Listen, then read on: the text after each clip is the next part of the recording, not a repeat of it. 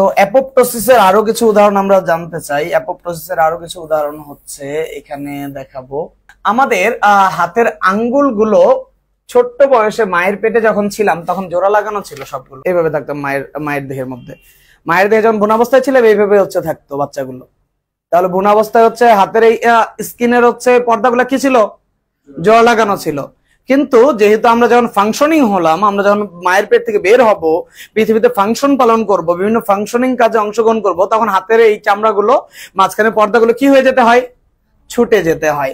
তখন হচ্ছে এগুলো হচ্ছে জেনেটিক্যালি আমাদের হচ্ছে এই জায়গার সেলগুলোকে হচ্ছে নষ্ট করে দিয়ে এই আঙ্গুলগুলোকে ফাঁকা ফাঁকা করা হচ্ছে। তবে কারো কারো হচ্ছে জেনেটিক্যালি এই কন্ট্রোলটা যদি একটু ব্যাঘাত ঘটে তখন দেখা যায় এই ধরনের প্রবলেম গুলো সৃষ্টি হতে পারে। ঠিক আছে কিনা? তাহলে তার হচ্ছে জেনেটিক্যালি হচ্ছে মায়ের পেটে ভ্রূণাবস্থা থাকার সময় এই এতটুকুতে অ্যাপোপ্টোসিসটা ঠিক মতো হচ্ছে সেন্স পায় নাই, এটার মাঝখানের সেলটা হচ্ছে তাই জয়েন্ট টুগেদার আছে। ঠিক আছে কিনা? এই জায়গায় হচ্ছে অ্যাপোপ্টোসিসের ব্যাঘাত ঘটেছে, অ্যাপোপ্টোসিসটা ঠিক মতো হয়নি, জেনেটিক্যালি নিয়ন্ত্রণটা একটু ডিস্টারবেন্স ছিল, এরকম হতে পারে। 6 আঙ্গুল এটা এক্সট্রা গ্রোথ।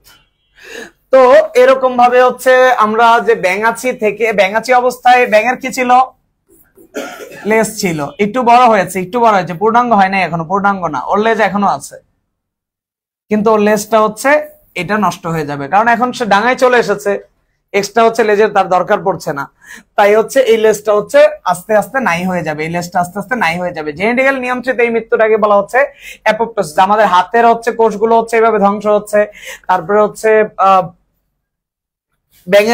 ব্যাঙের লেজটা হচ্ছে এইভাবে ধ্বংস হচ্ছে অ্যাপোপ্টোসিস প্রক্রিয়ায়।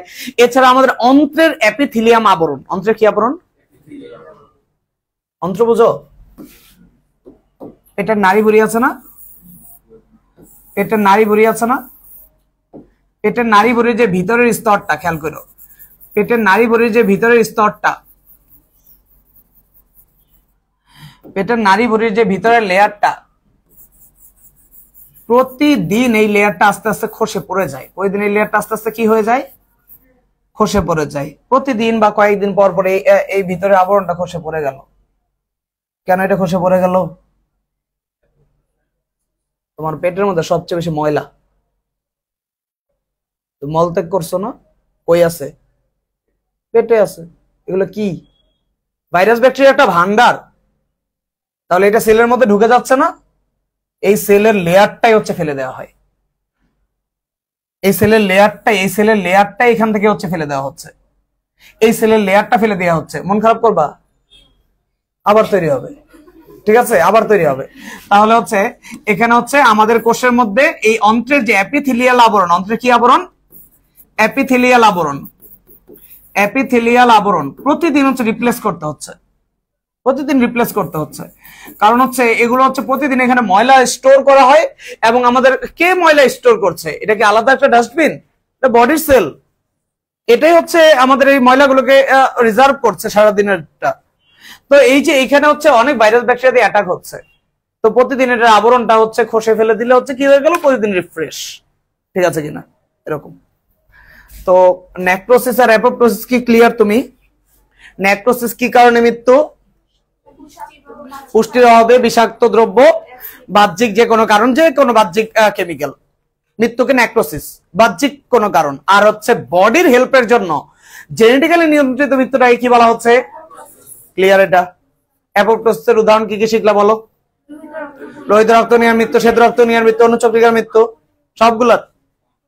সবগুলা অন্ত্রের এপিথেলিয়াল লাইনিং এর হচ্ছে যেই ক্ষয় হয়ে চলে যাও ওইটা। আর কি, আঙ্গুলের হচ্ছে মাঝখানে যে টিস্যুটা থাকে সেটার হচ্ছে ধ্বংস হয়ে আঙ্গুল আলাদা হওয়া। আর কি, থ্যাংক ইউ। এই হচ্ছে মোটামুটি বইগুলোতে আছে, চলবে, আর কিছু লাগবে না। তো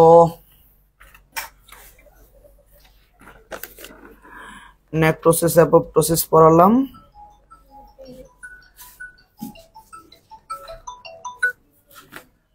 আসসালামু আলাইকুম। আছে না, ঠিক আছে, ওকে।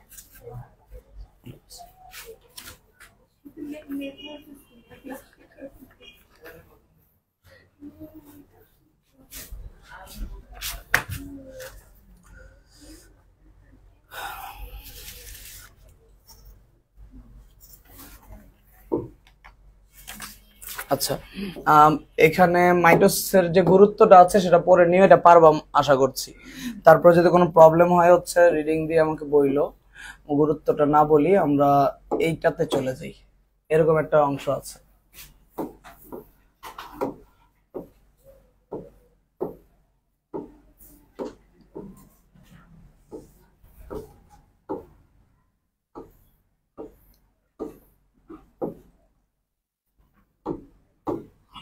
এখানে কিছু উদাহরণ দেওয়া আছে, তোমরা দেখতে পাচ্ছিলা। তো এরকম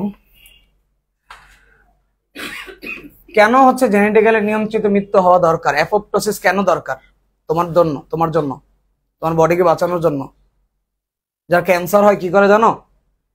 রেডিওথেরাপি দেয়, কেমোথেরাপি দেয়, করেটা কি? কোষটাকে জ্বালায় ফেলে। জিহ্বা হলে জিহ্বার মধ্যে রেডিওথেরাপি মেরে জিহ্বার সেলগুলোকে জ্বালায় ফেলে, হাতে হলে হাতে জ্বালায় ফেলে।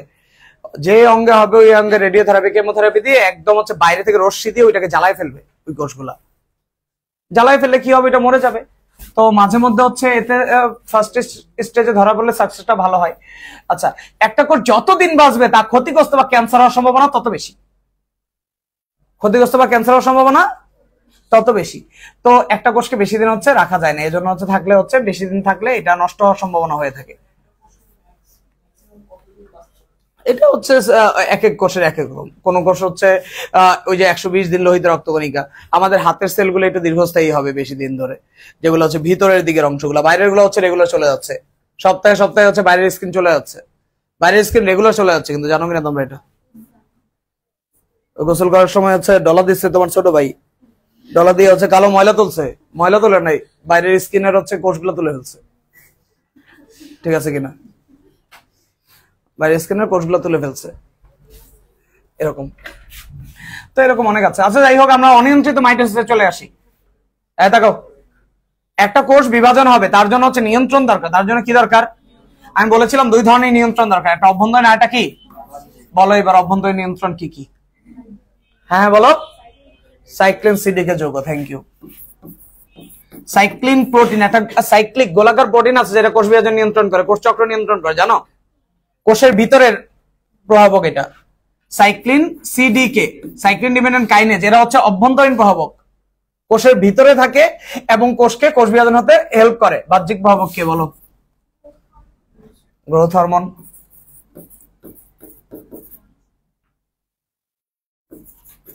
হরমোন, তারপরে লোহিত রক্তকণিকা তৈরির জন্য ছিল কিডনির ইরিথ্রোপোয়েটিন। এরকম বিভিন্ন কিছু থাকতে পারে।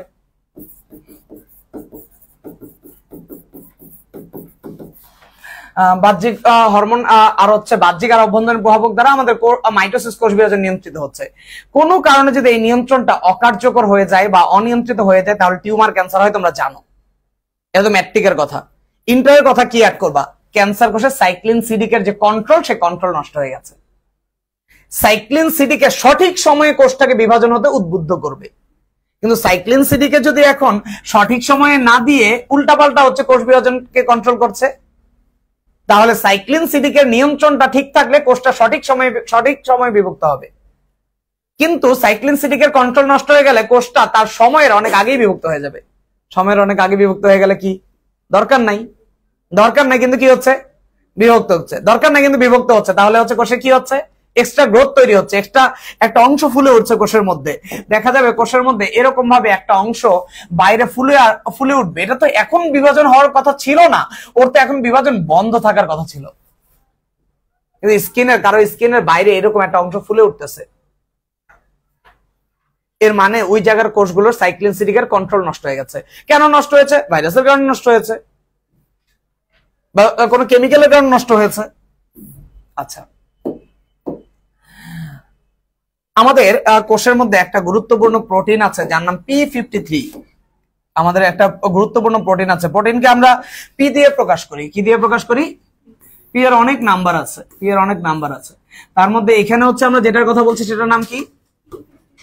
P53। এই P53 নাম্বার প্রোটিনটা আমরা বাবা মার থেকে যখন আল্লাহ আমাদেরকে বানিয়েছে তখন বাবা মার দেহ থেকে P53টা আমাদের বডিতে ঢুকেছে।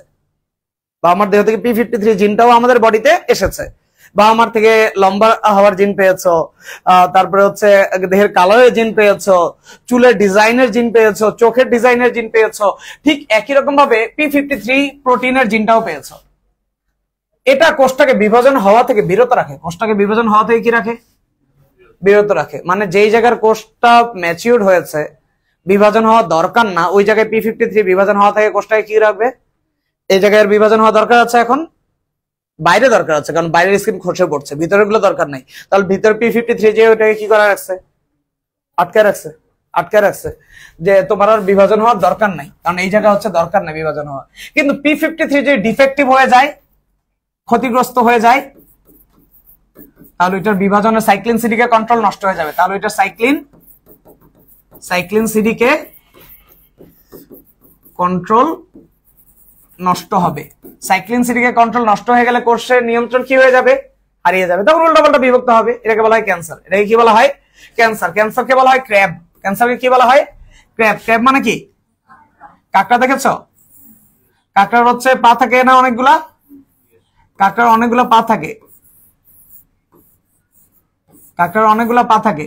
তো এরকম কাঁকড়া যেরকম অনেকগুলো পা দিয়ে চারদিকে ছড়ায় থাকে, ক্যান্সারটা যে জায়গায় হয়েছে সেই জায়গা থেকে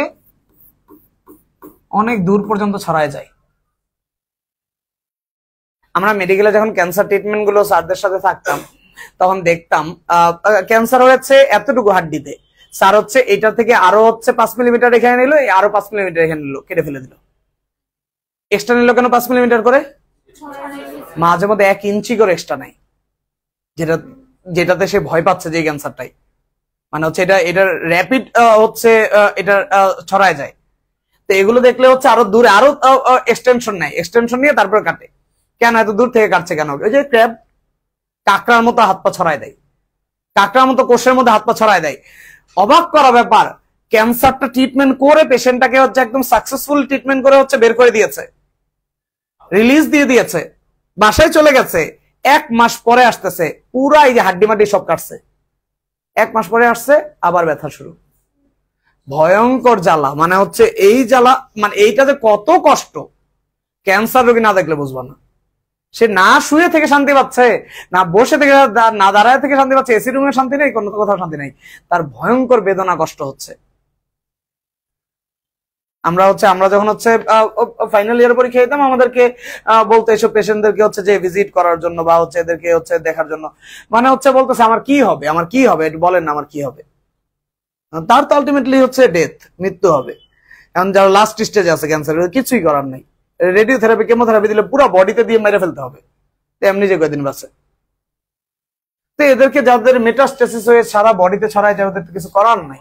তো এই ক্ষেত্রে হচ্ছে ক্যান্সার মানে ক্র্যাব, কাঁকড়ার মতো ছড়ায় যায়। জিনিসটা বুঝতে পারছো কিনা? ক্র্যাব বোঝানোর জন্য এত কথা বলছি। মানুষের প্রায় অর্ধেক সংখ্যক কোষে ডিফেক্টিভ P53 রয়েছে। কি অবস্থা আমাদের এই পরিবেশের! বিষাক্ত রোগ জীবাণু দিয়ে, কেমিক্যাল দিয়ে ভরে যাচ্ছে। এত ভাইরাস ব্যাকটেরিয়ার সাথে প্রতিদিন আমরা ফাইট করছি, তাহলে বডিতে অর্ধেক সংখ্যক কোষে কি হয়ে গেছে? P53 ডিফেক্টিভ আছে। ক্যান্সারের মুখে দাঁড়ায় আছে সবাই।